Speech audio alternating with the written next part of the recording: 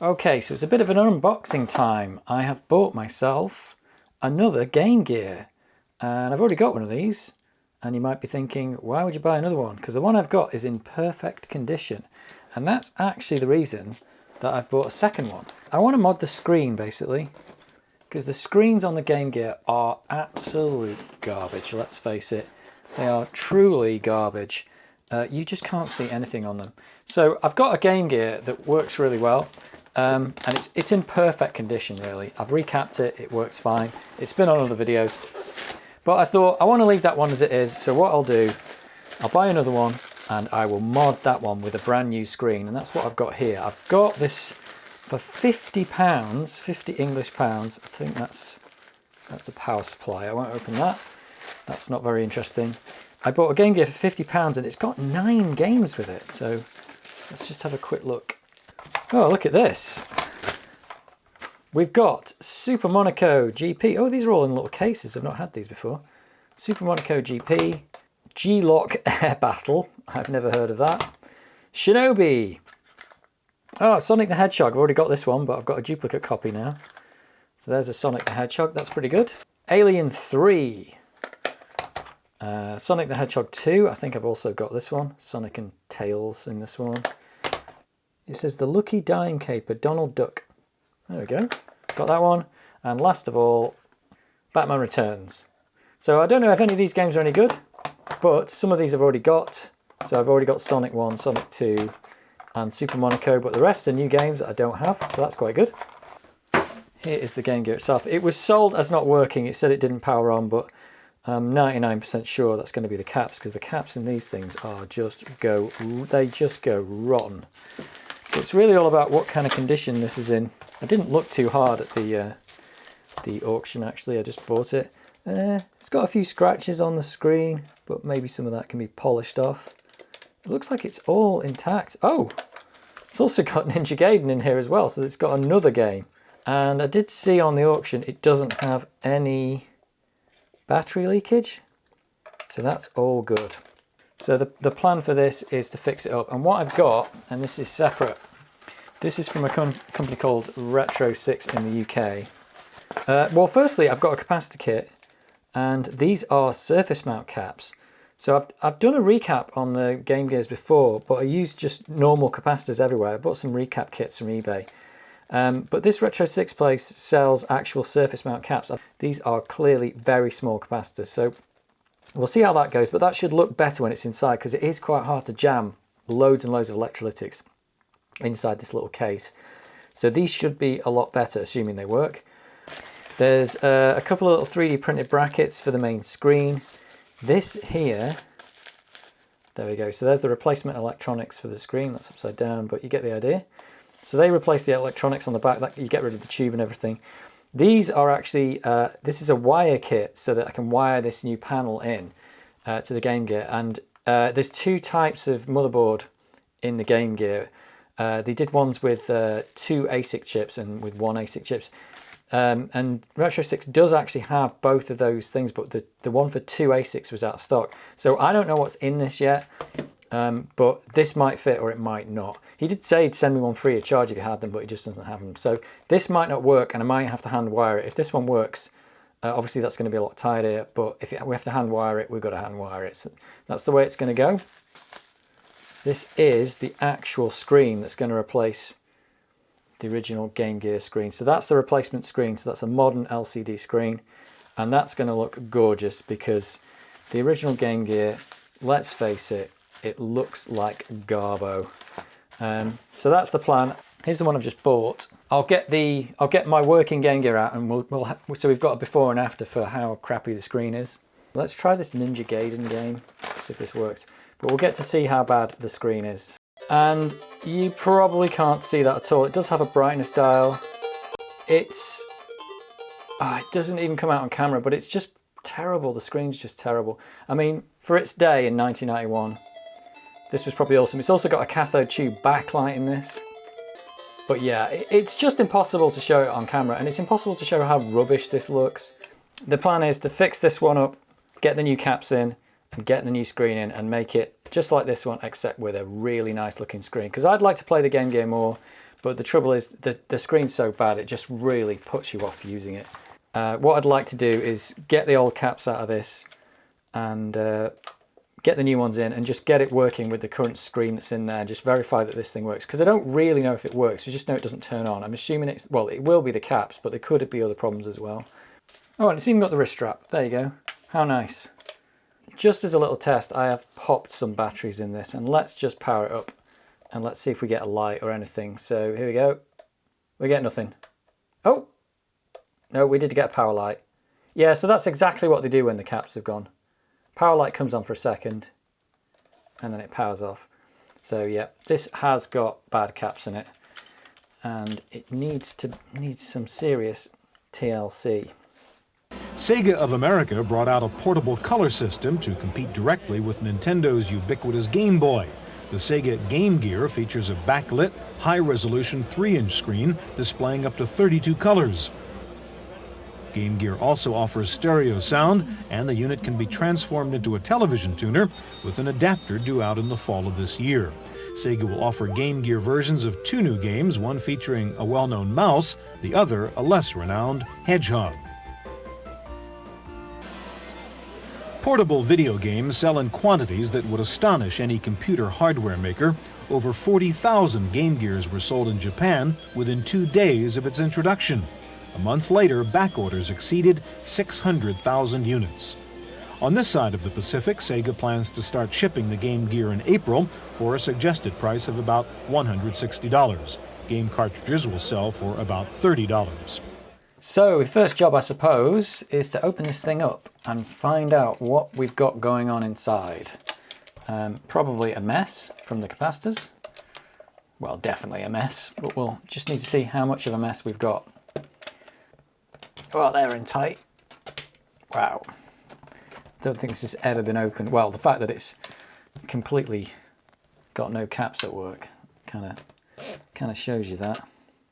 So what I really want to know is whether this is the, oh, these are tight, whether it's the single ASIC version or the dual one. I've got the wiring kit for the single ASIC version, but I doubt this is going to be that because I think they're mostly the dual ones. I think the single one was a later board, possibly. Oh, there we go. Okay, so this is the dual ASIC version. There they are, there, the 2 chips. So I think on the later versions there's only 1 chip there. So the wiring kit I've got is not for this one, unfortunately. It's for the single one, but it can be hand wired. It's just going to be a bit more of a chore. So yeah, these things here are actually the caps, although they're in this like little plastic case, which is a little bit odd. And that's just the way they did it. They did it like that. They're surface mounted, but they're kind of like, look like through-hole ones, but they're mounted on the surface and they're kind of glued on and then just surface mount soldered there. And you can see there is a little bit of corrosion on these things here, but these have probably all gone. So it doesn't look really bad in there. There's no squidgy liquid. It doesn't look like there's any damage or anything. There's a bit of green going on there. That could just be the solder mask or something. Not sure. But yeah, these are all the main ones in here. And then there's ones on this power board down here. They need replacing as well, I think. And there's some surface mount ones on the audio board. So this is the first job, is to pull these babies off and get new ones on. So RetroSix has quite a good video actually on recapping these boards and stripping them all down to get rid of all this stuff ready for the new screen. But I don't want to do that yet because I want to make sure that this thing actually works, because we don't really know if it works at all. I suspect it's just the caps, but I don't know. So what I'd really like to do is get these caps going and see if we can get this thing to boot with its original screen. There are a few caps down here that you don't technically need to replace if you're doing the screen mod, because these ones are all the 50-volt thing that's driving this fluorescent tube here. So we don't technically need those, but I might as well replace them anyway, and we'll get the thing working as it is. And then once I've done that, I can actually put the screen mod in. I think I'll start with the power board down here, because if we're not getting good voltages out of that, then we're not going to get anything anywhere else, are we? There we go. Let's get that one out as well. Oh! I was pulling on the cables there, but I couldn't resist it. I just couldn't get that stuff out. Let's put that to one side. And maybe we could measure some voltages on this, actually. we've got 3 grounds and 2 5 volts. So we want a decent 5 volts down here. RetroSix website's actually got a pretty good diagram of these pins actually. So it says that I should have 5 volts here. I've got 0.1 volt. That's not good. So the power board's not providing anything. Is that right? Yeah, that should be 5 volts. And there's also a 34 volt line here. That's 0.2 volts, really? Oh, there we go. So it's only getting 2.5 volts on the 5 volt line. So that's not going to work. And there is actually a 1.28 volt line, really? I'm not getting anything on that. Nothing. And this is a 34 volt line. Nothing. So you're getting 9 volts in from the batteries, and it should be producing a 5 volt line, but it isn't. I think that's just a little bit of insulation to stop the battery contacts from shorting out onto the PCB. Yep, there we go. Come on, out you come. There we go. So we've only got 3 electrolytic caps on here. They are the culprits. Oh, and again, RetroSix has got some really good pictures of this stuff. And these should be 3 electrolytics in here. For this power board, where are you? Right, I'm going to turn the cameras off for now. I'm going to recap this and then we'll test it again. I'll get back to you when that's done. There we go, and as if by magic, I've replaced these 3 caps here. These 3 came out of the power board and I've put new ones in. Now I could stick the batteries back in actually, and we could measure if we've got anything good going on. Between here and here, we're looking for 5 volts. Oh, look at that. We're at 4.9 volts. We are back on the horse. And we should actually get a 34 volt one here as well.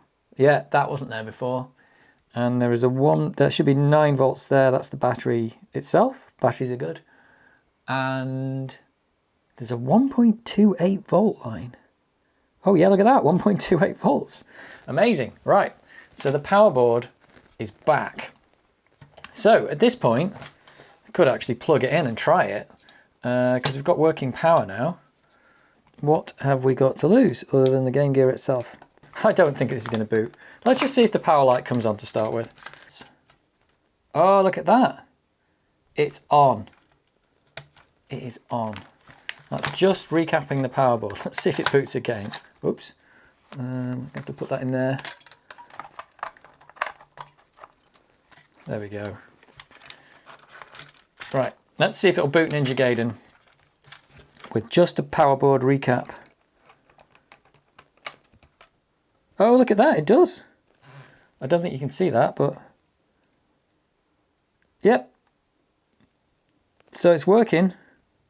Yeah, look at that. We've got a working Game Gear. I'm quite impressed with that.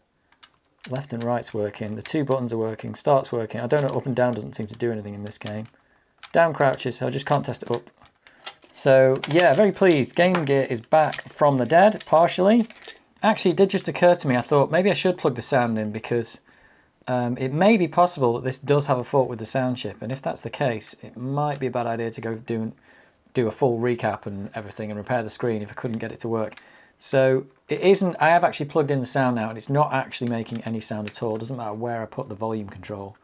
So it seems very likely that the soundboard needs recapping. I'll do that first because I suspect that it's just that. If it doesn't work after that, then there's something wrong with the actual sound circuitry in here. So I'll recap this board first. I can see that one of the caps has leaked on it anyway. And we'll see if we get it restored back to full working order, even with the dodgy caps on the board. Yeah, and this is the audio board that I've just taken out. And yes, I can actually see that that cap there has leaked and that one there has leaked. And possibly the other ones have leaked as well, but you might not be able to tell. But I've got some close-up pictures of those. They are proper crusty. So I need to take these 5 caps off. And I'm going to put these new surface mount ones on that I've got from RetroSix. Now, I'd normally do this with hot air, but, you know, I've been watching Chris Edwards, and he's doing all his caps, and he is snipping them off with snips. For the first time ever, I might give this a go. So this is not my usual technique, but I am trying it. I think I'll try it on this board because, well, this in theory could be replaced if it goes completely wrong. But, yeah, in theory, I can snip these babies off and then desolder them Chris Edwards restoration style. And I'm going to try my luck. I don't know about these big fat ones here, whether I can get these around them. But yeah, I don't think these will even go around there, so that's a problem. So maybe I will have to go for the hot air. I could definitely snip these little ones off. But yeah, maybe I'll just end up going with the hot air anyway, because my snips aren't going to do it. That's a bit of a shame. I just can't get them around there. No, I'm going to end up breaking something. So yeah, maybe I'll go for my traditional hot air technique. Sorry, Chris Edwards, I'm not going to do it your way. I need proper Lorena Bobbitt snips to do that. These are not those. These are just some cheap Amazon ones that don't work for those kind of... These caps are too big. So I've shown this on a video before, so I'm not going to show it again, but I'll cut back when I've got these capacitors off. Actually, I was just about to start and one of these caps just fell off. It's so crusty. I don't know if it's destroyed the thing underneath. I've got a close-up picture of it, but it's actually just fallen straight off. So I don't know if it's taken the pads with it or if it's just the caps come off. Let me see if I can clean this. Looks like the pads might be there. That's good news. So yeah, a little bit of a disaster, but I mean, it's to be expected that these things are completely gone at this point. Yeah, I think the pads are there.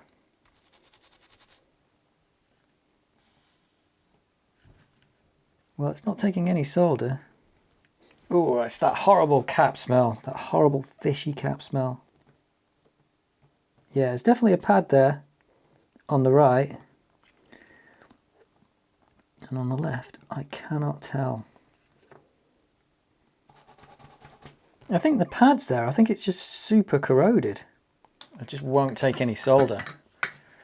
Okay, so I think I've scraped all the corrosion off that pad there. There was a pad underneath it, but there's still a bit of corrosion on it, but that took me quite a while. Let's just see if I've managed to make a connection, because it wasn't making one at first. There you go. I've got a pad to solder onto now. There was a lot of corrosion on top of that, and there's still a little bit left, but it does take solder now. It wasn't taking solder for ages. Right, now I'm going to get the rest of these caps off and clean the board up and see if we can get this thing working. Right, let's see if we can get any of these off without popping it.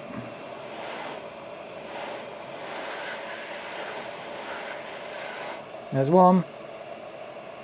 Let's get this one off.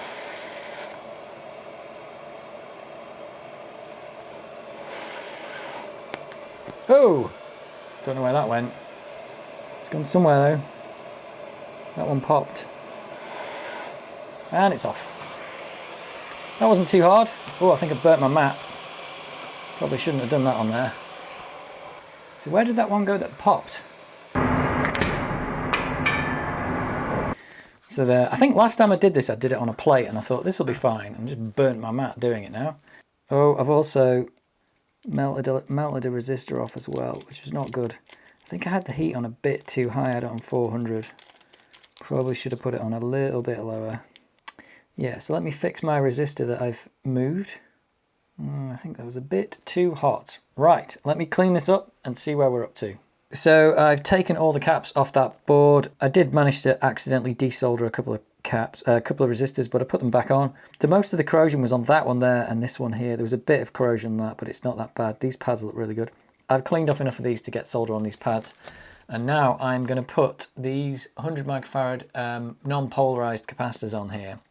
So it's just a 100 microfarad in every single spot. I've never soldered these before. I don't exactly know how I'm going to do it. They seem to fit in the spaces.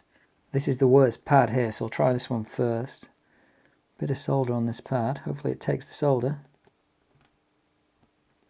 It's not taking it very well. There we go. And I'll just try and solder this thing on. But yeah, this is new to me, soldering this kind of stuff.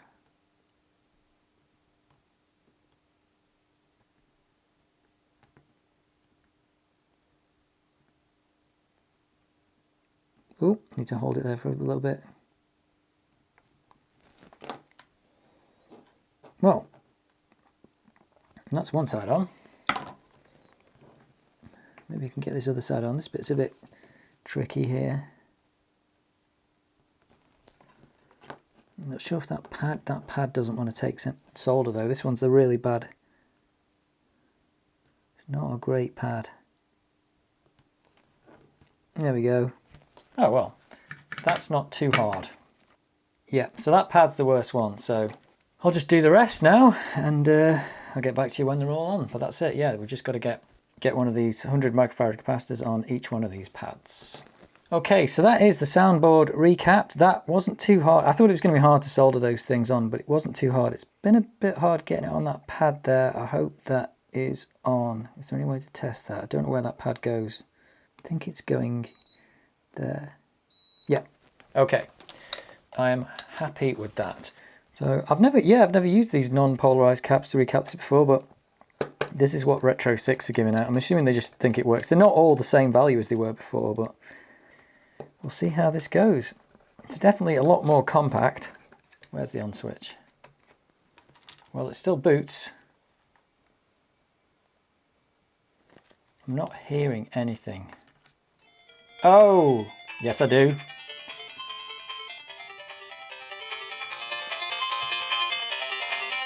Excellent. Oh, that's really loud as well. It's distorting a little bit. Very good. Right, let me turn this off before I blow something up.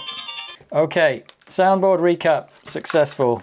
Even if I did burn my desk a little bit, melt a couple of the caps off, and there was a lot of corrosion on there as well. It's all gone quite well.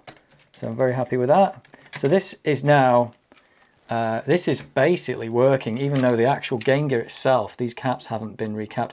It's very possible that, you know, that maybe the backlight's not as bright as it should be or whatever, or these just aren't doing anything and the power supply is providing enough power, so that's why it's working. We're going to move on to the actual Game Gear itself. This is the old screen we're going to get rid of with the cathode ray tube in it. It's crazy stuff. Absolutely crazy stuff. It looks in good condition though. So it could be used as a replacement for a Game Gear with a broken screen perhaps, if that was your jam. I think I'm going to desolder these the way I desoldered them before, which is to just pull these caps up. They're kind of glued in. They're in a plastic case and they're glued down. And I kind of pull them up and then I just desolder the legs. There we go. So they're just glued down, and I can probably just snip the legs off them actually. Let's just stand it right up. Gonna snip here. There's one. Let's see if I can snip the other leg. Whoa! And it pinged off. I can get this solder off here with the soldering iron and then put the new caps on. So I'm going to do that a lot. I'll get back to you when this recap has been done.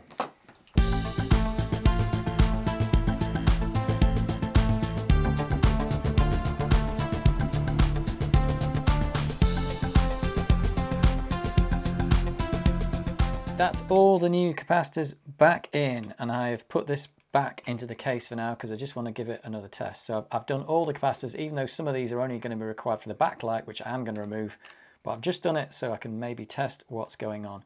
The hardest one to install was this one down here, which is right next to this connector, and I've got a close-up picture of it. It looks like I've made a right bodge of it, but I think it's connected and it's not bridging anything. So that was the hardest one to get in. The rest were dead easy. Let's just turn it on, let's see what we get. Well, it's still on. And the screen, I think the screen is way brighter now. Let me turn the lights off. Yeah, hopefully that's coming out on the camera. Ah, it's very loud and the screens are now much brighter. So I think before when it was on, I don't think the backlight was maybe even on. It might have been a bit. I don't want to move the console too much because it might short it out. Right, let me turn this off. Excellent. This is where you'd probably just want to, you could just put this back together and that's it, it's working now. But the next step is to do the screen mod. Hopefully that's not going to be too hard. Right, so this is the point where you've got basically a perfectly working computer and you get the choice now of sticking where you are or continuing on and modding it. And that's what I'm going to do because I've already got a working Game Gear. So this one is going to get modded. So I need to take off the screen, the tube. I also need to remove the fuses from the tube And we've got to remove this inductor and the couple of resistors down there to do the mod. We've also got to cut the 34 volt wire. There's a video on RetroSix, on RetroSix's YouTube channel actually, that goes through doing this mod. But he's got the wire kit, which I haven't got, so I'm going to have to hand wire mine. Need to save these screws because they're going to go back in a moment. Let's try and get this out without smashing anything. Oh, there we go. So that's, we're not going to put that back in, but that's just the reflector to reflect the tube back in there. I didn't know back in the day that these had compact fluorescent tubes in. It's just crazy, isn't it? Absolutely crazy. Need to get rid of this tape that's on here. That's holding the screen on. Well, it's just protecting the screen from damage, really, or the screen. We're going to be able to take the screen off. Luke on RetroSix has recommended to do it with hot air, and I think I'm going to try and do the same. And this time I'm going to try and not burn my mat.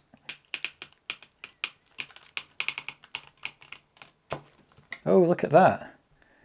This screen is starting to crumble.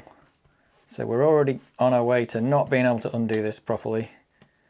The way he recommended to do it is you kind of fold the screen backwards like this.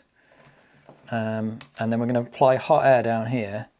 And in theory, this screen's just going to pop off on its own. But I just don't want to burn my desk.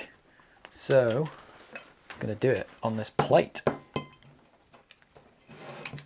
So I think I'm going to go for 350. And I'm just going to apply a little bit of heat down there to start with, just to warm the whole board up a bit. Just gently. I can put my hand there, so just warming the board up so it doesn't get too hot too quick. 370, that'll do.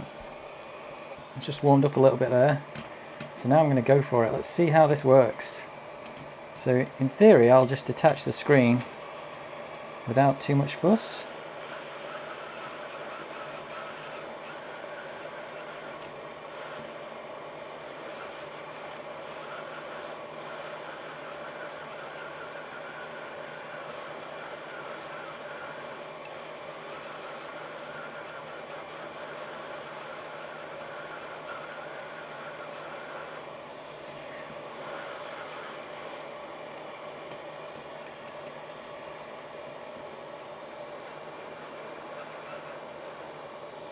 Although that doesn't seem to be working.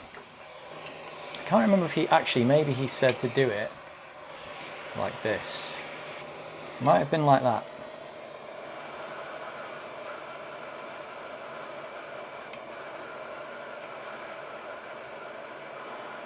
The solder doesn't appear to be melting. Oh, it is. It's coming up. There we go.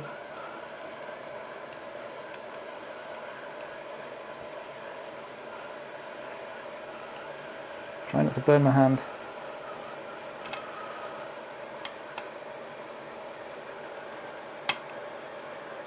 There we go. Cool, that worked really well actually. I suppose it's possible you could reuse that. So we need to make sure none of the contacts are bridged on here.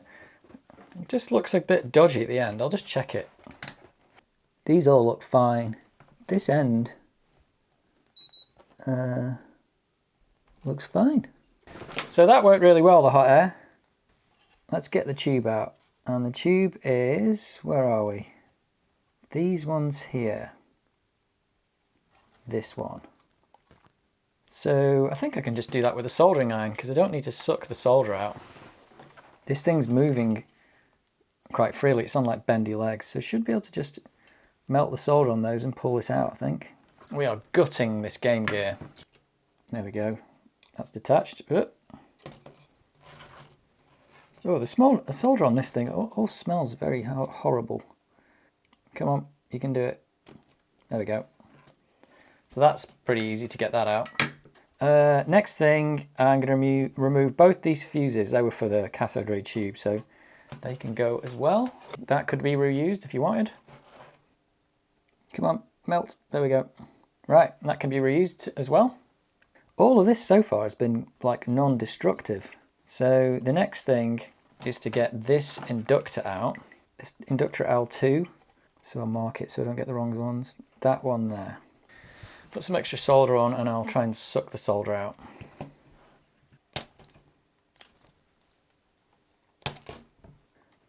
Nearly there. It's coming out. Come on. There it is. So, oh, that's hot. That's reusable as well, that inductor. And the last thing to remove is resistors at R29 and R30. So that's R29 there, and that's R30 there, these two. Now hopefully I can just remove these with the soldering iron. Oh, nearly, it moved. There it goes. Got it. And I've lost that resistor, so that's not going back in. So yeah, I'm just getting these off with just putting a bit more solder on and using the soldering iron. There we go. Got it. It's gone, and I don't know where it's gone.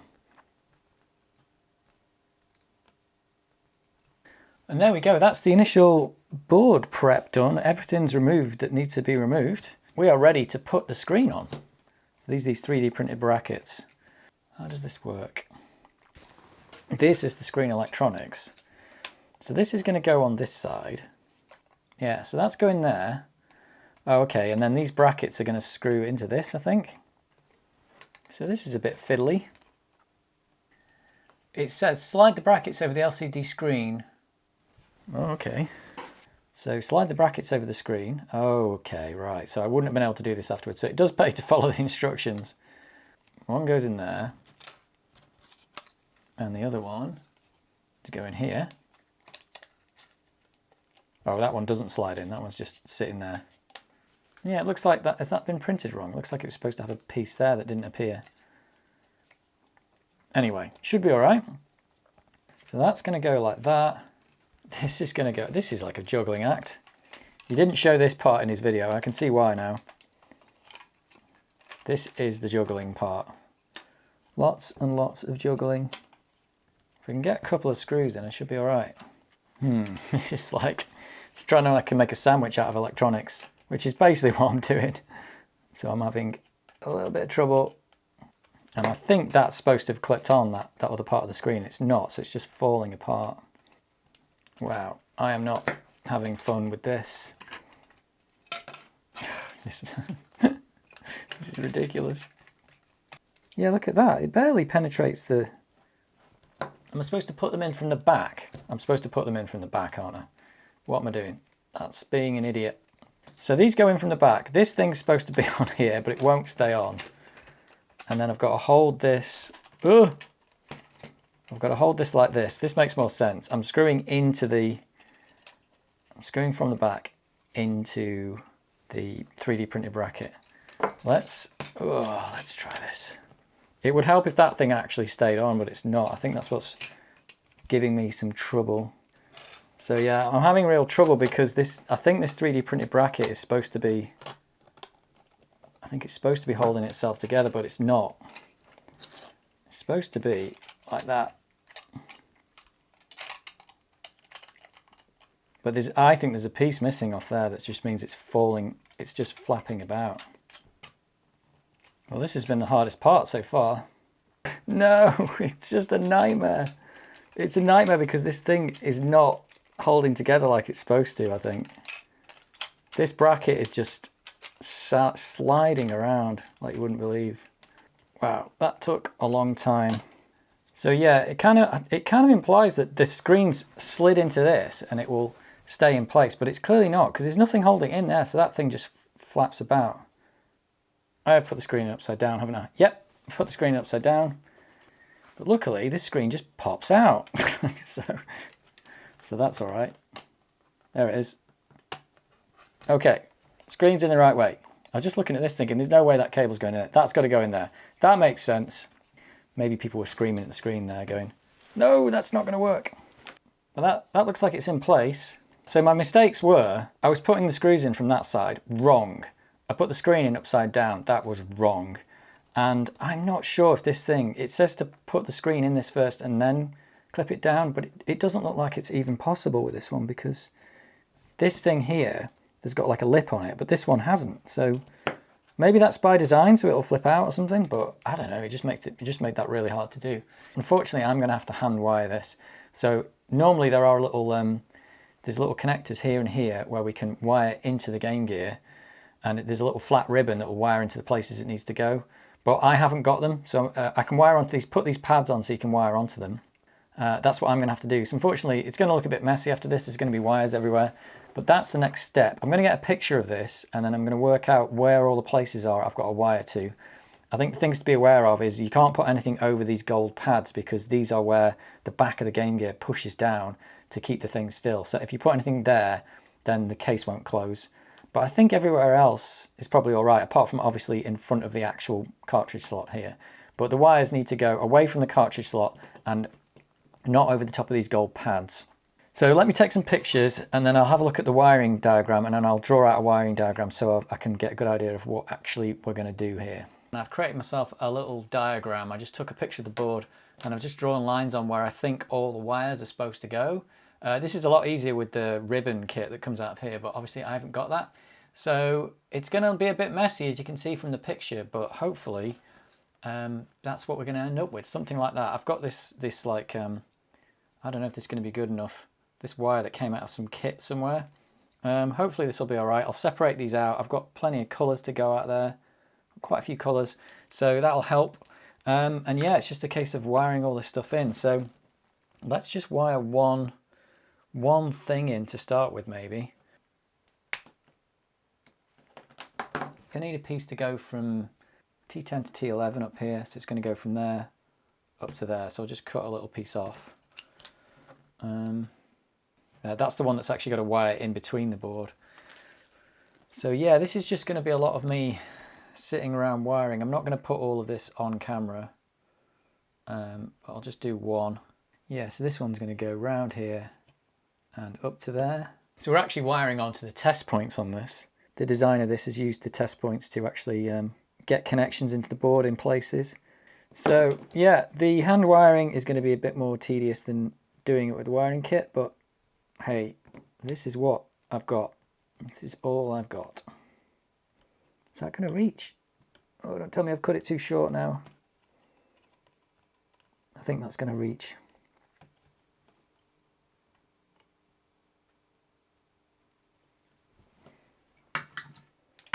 Let's get some flux on this. It doesn't want to go in. Teeny bit of flux.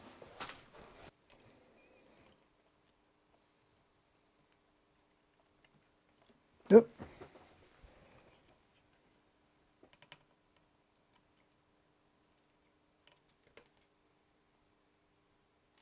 Right, that is my first bodge wire on. Oh, it's passing the 5 volts to the LCD. Okay, so that's what that bodge is doing. It's getting 5 volts. So those two there are actually connected. So that's correct. So it looks like this gets 5 volts to the board, and it's 5 volts connection on the other side as well. Right, well that's the first wire in. We're going to need a lot more. So I'm not going to leave the camera on for this whole thing because it might take a while, and it's just going to be me fiddling around with wires for about an hour. I'll cut back when this has all been wired up. So that is all the wiring complete. That took me about 4 or 5 episodes of Power Rangers to do that, so that's quite a lot of wiring, and these wires look quite thin until you start putting them in, and then there's quite a lot of space they use up. So hopefully the case will still close, but we'll find out in a bit. Haven't powered this up yet. Actually, I haven't cut the 34 volt line as well, so I need to cut this wire here. I'm going to cut this one. I'll cut it kind of in the middle, so it could be reattached if we need it. But yeah, I'm going to cut that there. I'll probably have to tie those up so they don't, so these don't short on anything. This screen, by the way, keeps falling out, so I think it's not. I don't think it's been made correctly. I don't see how it can possibly hold the screen in well enough. This screen's fallen out a couple of times now. Oh, we got green lights. Green lights is good, and it says boot LED there. And I wonder if I can just flip it up. And we've got a red LED on the other side. That's all good. Let's connect this screen that just keeps falling out. Hopefully that's good. I think that's in. In theory, that's a working mod now. That's everything I need to do.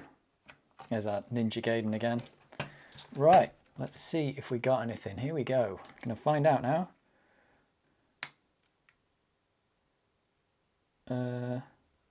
Nothing? Getting nothing. Oh, I can see the brightness coming on. So what are we missing here? Yeah, that's just not working. So what have I got? Let's put the sound in and let's see if we're actually getting any sound. Yeah, so it's running.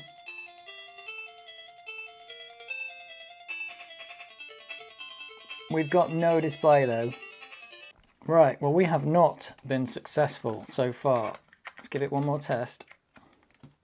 Yeah, we just get a flash. We don't get anything else. So it's time to start checking connections, I suppose. And let's see if I can find out what happened. Okay, so I've just been double checking all my connections on here and I can't see anything wrong. But one thing I have noticed is there is a dip switch here that's set that sets between 1 chip and 2 chip. So that's the 1 chip and 2 chip versions of the Game Gear, I assume. And it's set to 1 chip and mine is a 2 chip one. So I've got to switch that jumper up there. That's the only thing I've found that's wrong. I've checked all the connections. They all seem to be wired right and they seem to be connected correctly. So I did reseat that connector in there as well, but I couldn't really find anything wrong. But yeah, let's try that. That's the only thing I could find that was wrong. Oh, it's got a screen. Oh, I haven't got a cartridge in. Whoops. Well, I saw something. That's a good sign. So let's try it. What have we got? We've got nothing. Well, I'm getting a screen now. But it's still just a screen with a border on it. What's the point in that? Not showing me anything. What else do I need to do? I'm getting a display. It looks like the screen works. So that's where I'm up to. I've got a screen with a square around it. Which is apparently... I don't know. That's not what I want. This game is running now where it should be. Yeah, there's a couple of buttons on the back, but they don't appear to do anything. I don't know what to try next. So that's where I'm up to. I don't know where to go from here. I could check all my connections again, but I just did that. There's nothing bridged down here, even though it's very close together. It's just not working. It's getting power. The game's running. The Game Gear's running. So yeah, unless I can find out something else, this isn't working. Suppose I can plug it in and test that it's getting 5 volts. Let's check we get between 5 volts and ground there. 4.9. That's pretty good. There is a DAT 4 and a DAT 5, but it doesn't say that you're supposed to wire those up to anything. So unless that's something on this version, I'd have to check with Luke at RetroSix and see what he thinks is going on here. This is a non-working mod. And that was always the danger with these mods, is can you get one that actually works? But yeah, it's not happening. I don't know why. Okay, so it's the next day and I've done a load of troubleshooting on this. I checked all the wires, checked all the connections, checked voltages, scoped out all these data lines, and I couldn't find anything wrong. And then I took a look at the wiring diagram again, and for some reason it appears that I've got a wiring list that tells me to wire these DAT 0, 1, 2 and 3 in a different way to what the current wiki says on RetroSix. So I don't know where I got that information from. I'll have to find out, but looks like I've got these 4 data lines wired wrong. So I've just rewired them now to the new wiring, or at least the most up-to-date information, and I haven't powered it up yet, so I'm just going to give it a go. So it does appear that somehow I got some out-of-date information about this wiring. So these wires are not quite the right length now, but I've rewired them correctly. I've checked they're not shorted. Haven't booted it up yet. I'm going to put a game in. But yeah, I just couldn't figure out anything was wrong. I even posted on the RetroSix Discord, but no one's actually answered yet. But if this works, I'll let them know. But yeah, yeah, I couldn't really see anything wrong. I was getting voltages and everything just wasn't coming out right. So hopefully this fixes it, but we don't really know because I've not tried it yet. I wanted to do it on camera so we get the whole thing. So I'm going to boot it up now. It's on. We should hear sound. So the game's on. So let's have a look what we've got.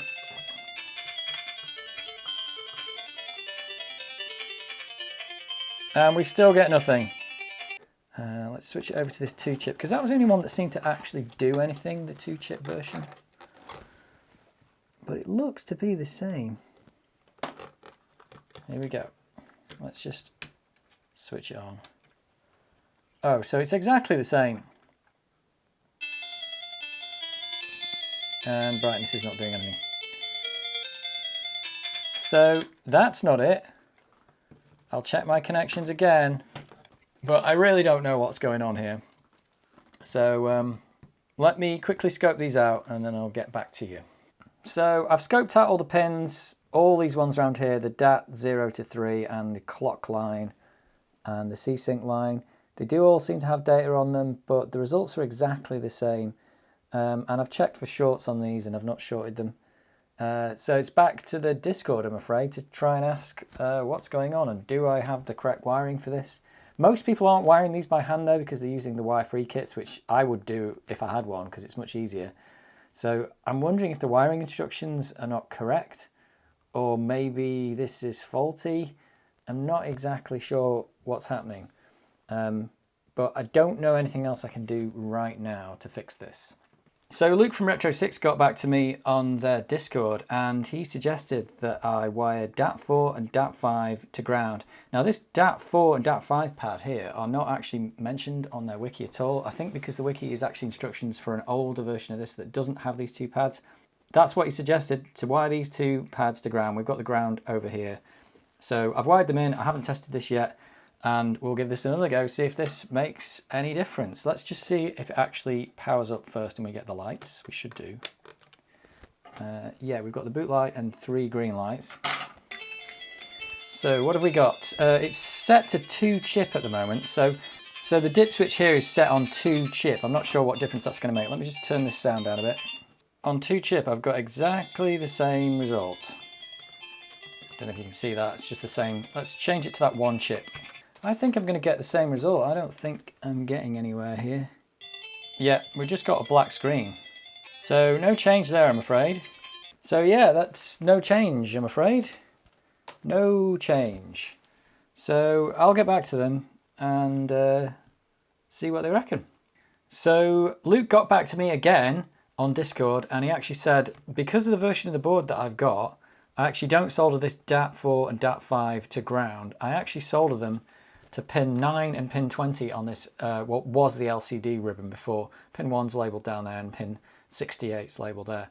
So it looks a bit dodgy, but I have actually soldered those and there's no shorts to what I think is pin 9 and pin 20. I'll just double check that I've got the right pins because they are very, very small. Apparently this new version of the CleanScreen, you don't need to solder these in. I think these are soldered to the horizontal sync and the vertical sync. And apparently the new CleanScreen doesn't need this, but he said this version that I've got, 2.2.6 code, so it must be the firmware that's in the FPGA, doesn't support that. I don't know how he knew it was 2.2.6, but somehow he did. So you might not have to do this on yours, but I've doing it on mine according to the instructions. So it's 2 extra wires. I've actually sent them through the cartridge port down there. That's probably the best way to go. These might have to be stuck down or something, or taped down if this works, but we've yet to see that. Hopefully this will do something. Either that or I've wired it wrong. But it is a bit fiddly to actually solder in those ribbons on the bottom. It's very small. I probably could have used smaller wires and that might have helped. Let's flip this over. Oh, I can see something. There it is. It's on. Finally, it's on. Wow, that does look good. That looks way better than the Game Gear screen. That's really good. I think it's got a button on here you can press for start. Yeah, they've actually wired start to the buttons on there. That looks amazing. Oh, no, it doesn't. It's looking a bit dodgy, actually. I think the colours are wrong. But I think maybe that's where we flip that switch. Is that right? Anyway, I've got something. It's a start. So I'll flick the dip switch and let's go again. Whoa! Oh, I get nothing with that dip switch flicked. Oh, that's interesting.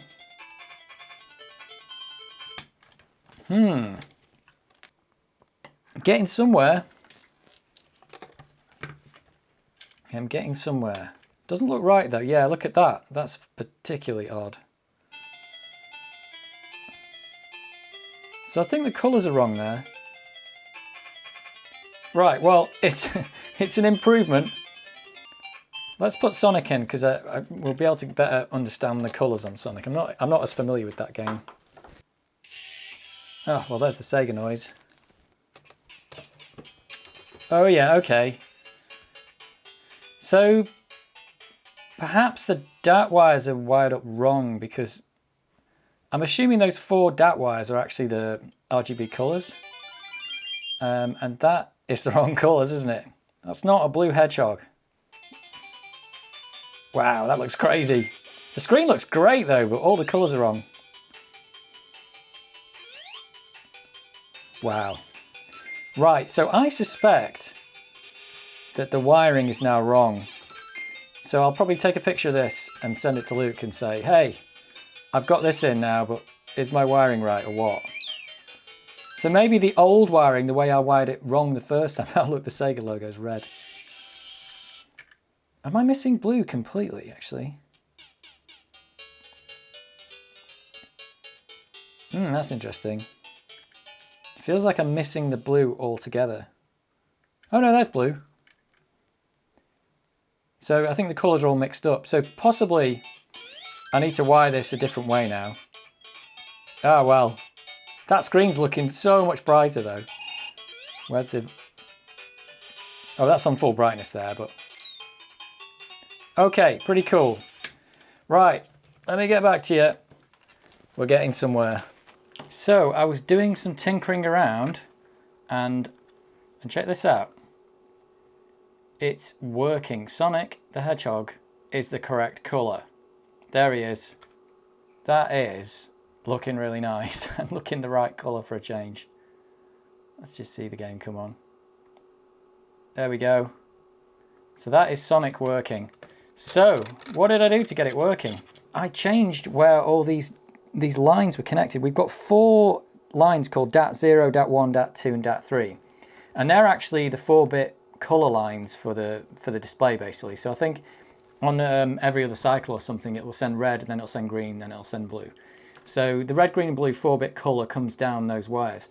And the way this mod works is they're wired onto the edge of these resistors, and it doesn't really say which edge to wire it onto. I saw some questions with people saying which edge, and somebody said this one or the other one or both. And I just wired it onto one edge because obviously if I'm doing my own hand wiring, it's quite difficult to wire it onto 2. So when I looked at these on the oscilloscope, and I'll get them on the oscilloscope now, it turns out one of the edges is really rounded and the other one is actually quite square. So if you look at this R57 down here, this was the edge I had it connected to, and you can see that it's actually quite rounded, the trace for that. So I had it connected to that, but I connected to the other side, and the other side's got nice squares on it. And it's the same with all of these resistors. So R56, this was the side I had it connected to, it's rounded, and I connect to the other side, and it's nice and square. Same on 50, I don't know which one this one is, 55 probably. There you go, look at that one. That one's just like not square at all. And I connect to the other side and it's nice and square. And this is R54, rounded, connect to the other side, and it's all square. So I literally had those connected on the exact opposite sides to what I've got now, and it was just messing the colour up. So I don't know why the resistor makes those signals change so much. It's enough to break the data to make all the colours completely messed up on this. So that's all I did to fix it. I have had to like rewire these a bit, and these are all sticking out a bit now. But basically, it's working. There it is. Sonic is working, and he is the right colour. Yes, it's taken quite a while to get there, but finally I've made it. So the next step really is to try and put this thing back together. I need to try and make sure that the case will close over these wires. They can't go over this pad here because that will not allow the case to close. So it's time to finish up, and the last few things I've got to do, I need to cut these metal tongs off here because these are now going to interfere with this new screen electronics. And I'm going to try and do that with scissors. That's the way they recommended to do it on Luke's website. Don't think these scissors are going to be good enough. Or maybe they are. So hopefully it's not going to ping into my face. Well, it did ping off. That is going to be super sharp. I've got some files. I can probably file this off. But you get the idea. I'm just going to cut these off basically. It's a bit messy. Don't use your mum's best scissors for this. There we go. So I've butchered that a bit, but I can straighten that up. Oh, I can file that down a bit later on. It's a bit warped now. It's not great, but that was actually quite difficult. I could have done with a stronger pair of scissors or a thicker pair of scissors to do that. So that's going to go back in there. There's one more thing we've got to do. And this post here now, which used to hold the, I think it used to screw into the case over there. I can't do that now because there's now a piece of screen electronics in the way. So this post has to be cut off. And I've got a saw blade to do this. Hopefully this will do it, but I'm going to try and cut this off down here. I don't know how easy this is going to be. It says to cut it flush, but I'm having trouble cutting it flush. Oh, there we go. Hopefully that's going to be enough.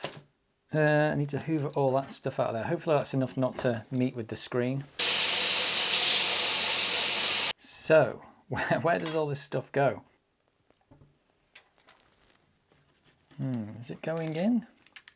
I feel like something's stopping it. Oh, maybe it's this. Maybe this does have to be really flush. Yeah, that post has to be flush. It really has to be really flush. So that's not going to cut it, what I just did there. It's going to go right down to the bottom. That's going to be hard. This thing's got these like bits on the end that's really stopping me from cutting it absolutely flush. Let me try and get a file, maybe that'll work. Ending up getting a lot of tools out for this last bit. See, this might work, but that's probably going to take me about a week. Or will it actually? Maybe not. Wasn't expecting to be doing this right now. The plastic's quite soft, it's filing off quite well.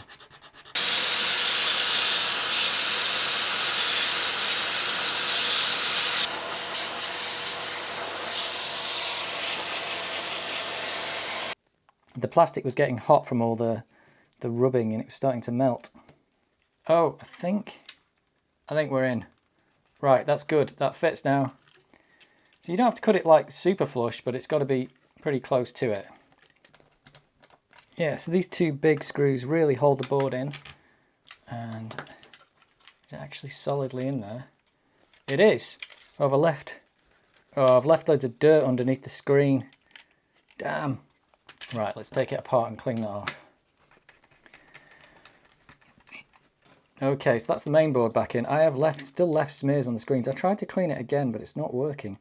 I think I need to get like screen cleaner inside there or something. That's a shame, but I'll have to fix that up later.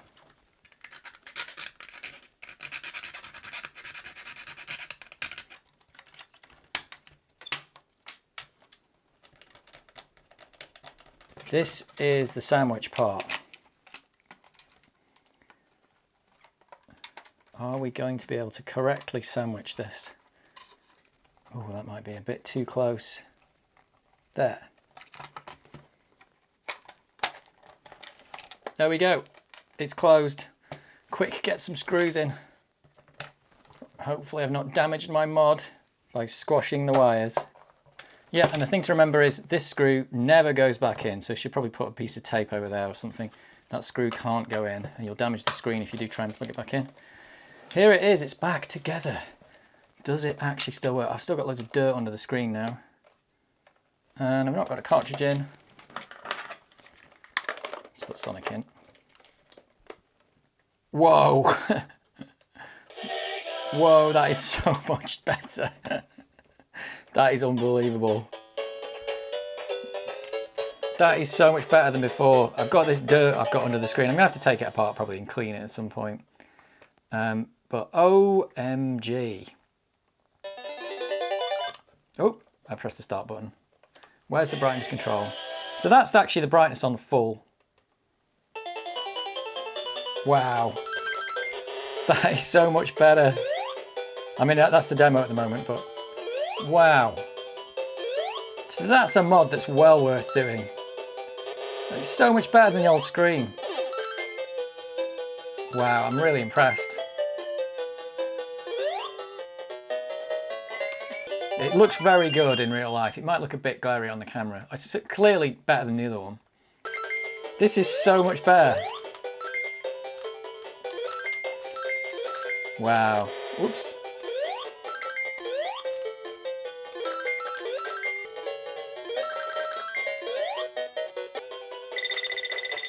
Excellent. That is such a better screen than before. Wow. I'm so impressed. And it uses less battery. So you might actually be able to play the Game Gear for a bit longer. That is so cool. What else have we got? This is the RetroSix CleanScreen. Look at that. That's pretty cool, isn't it? That's the original Game Gear screen. And I just can't get it to show well on camera. Yeah, it really is like that. There we go. It's just night and day. It looks so much better in real life. It's very difficult to show on the camera. It's very difficult to show how bad the other one is as well. There's no comparison at all. There you go. Sonic 2 looks lovely there. And he's all super washed out there. But I think once you've seen this, there's just no going back, is there? There is no going back to this. So that's the RetroSix. Looking pretty nice. And that is the original screen, which was great for its day, but it's nothing like this one at all. It's just nothing like it. This is awesome. Yeah, there's no going back. Let's try a bit of Shinobi. This game doesn't work. This one might need a clean. Did I not put that in properly? Shinobi's a fail. It looks so much better. That's not a reflection on the screen, that's actually part of the game. I'd heard this wasn't a very good game. It's got a cutscene though. Trouble. Yeah, it's hard to get across how good this is actually. Right, what have we got? Oops. I've got jump and I've got do something. Yeah, the camera's really not bringing across how good this is. It looks fantastic. I can't see the screen and play at the same time on the camera, unfortunately. Oh, is Donald Duck a fail as well? Donald Duck is a fail. So that one might need a clean. How about some Alien 3? It's purple. Oh, is Alien 3 a fail as well? That's not good. Could be a dirty cartridge port in there. That's just electrical contact cleaner. Hopefully it doesn't rip the stickers off. Let's see if that's... Oh! Well, it made a different noise. Oh, there you go. So the contact cleaner with just a few insertions has fixed it. So maybe we can get Shinobi working as well. Oh, it's a probe game. Let's turn the lights off.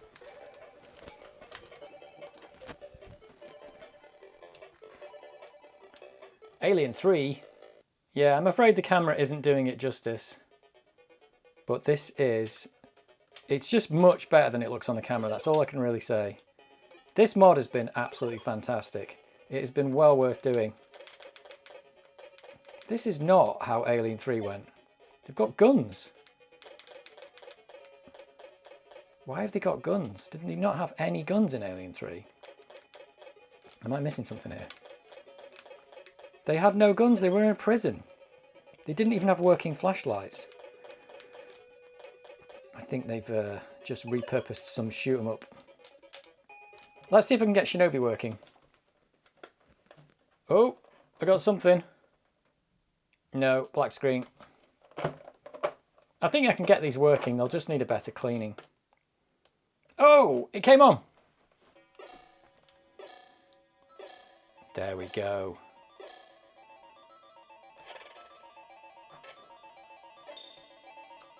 Yeah, it just looks so good, this does. Yeah, actually, does that look better on there? I think it does, and I can even see the screen better. But how cool is that? This mod has been so worthwhile, it's been great. Hopefully you can see the screen a bit better now. It is so vibrant and so clear. It's how the Game Gear should have looked, really, but unfortunately, The technology of the day just wasn't up to it. I don't know how I'm supposed to get past this guy. Like that. Oh wow, he takes a few hits. But yeah, the Game Gear of the day, the technology just wasn't up to it, but I'm really happy with this mod. It's been very good. I've had like a few troubles getting there, but I could probably do this mod a lot faster now if I wanted to. It's looking really cool, and I can see it from just about any angle. Oh wow, that guy blew up. Oh no! Oh, I just don't know what I'm doing here. Right, finally made it past that dude. Where am I supposed to go here? Oh, I'm not supposed to hit the bomb. I actually thought I was supposed to pick that up. Yeah, this is such a cool mod. It's so good. And compared to the old screen, which is just... I mean, let me try and show you. This is Sonic 2 on the old screen. And it's difficult to get across just how washed out it really is. You can't really... And if you try to brighten it up, you just wash the screen out. I am also filming at 50 FPS when it's actually a 30 FPS screen, so that's why it looks a bit rubbish on the camera, but there's just no comparison. Let me put these two Sonics next to each other. The difference here is just incredible. Like, there's no way to correct this one. I can just wash it out. If you tilt it, you might get a slightly better picture, but I'm tilting it away from the camera there, which is weird. But how different is that? That's unbelievable. So there it is, that's my RetroSix mod. I am going to spend some time enjoying this now and not enjoying this as much. Oh, let's just have a quick look at the demo. Is it going to roll a demo? There it is. I can't really get that to show. It's just so much better. So much better. And I can't get the other screen correct. But there's nothing I can do with this one that even makes it look wrong on the screen. Well, it looks a bit wrong there, but... Wow. It's just a different game. Like, even the background that's supposed to be white here is like a bit yellow and stuff. You can kind of see the tube in the middle of this one where it's got the fluorescent tube that's light in the background. And there's big streaks going down the screen as well. I don't know if that's some problem on mine. But yeah, there it is. That's the RetroSix screen mod that I've done on my Game Gear. I'm going to spend some time enjoying this, get some of these games working. I just need to clean the cartridges. That's going to be super great. Absolutely fantastic. So, very happy, very pleased. And hopefully, yeah, I'll get a chance to enjoy these more often now. I can sit in bed and play Sonic 2. Fantastic.